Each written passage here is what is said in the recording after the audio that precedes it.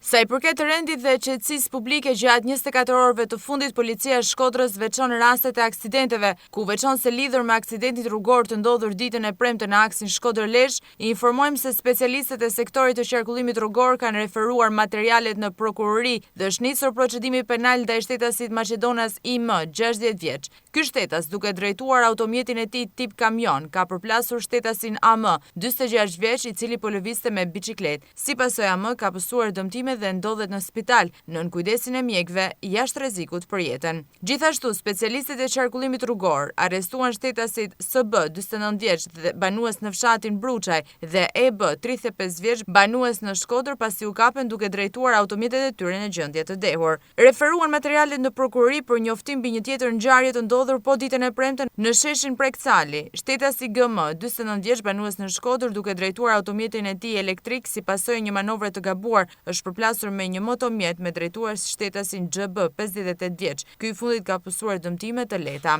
Materialet procedurale janë referuar prokurorisë pranë gjykatës së shkallës së parë të jurisdiksionit të përgjithshëm Shkodër për veprime të mëtejshme, njofton komunikata drejtorisë së policisë së qarku Shkodër. Kjo drejtori u tërheq vëmendjen të gjithë drejtuesve të mjeteve që të jenë të kujdesshëm në zbatimin e rregullave të qarkullimit rrugor, si në qytet ashtu dhe në akset e tjera rrugore, pasi kjo është mënyra kryesore për parandalimin e aksidenteve.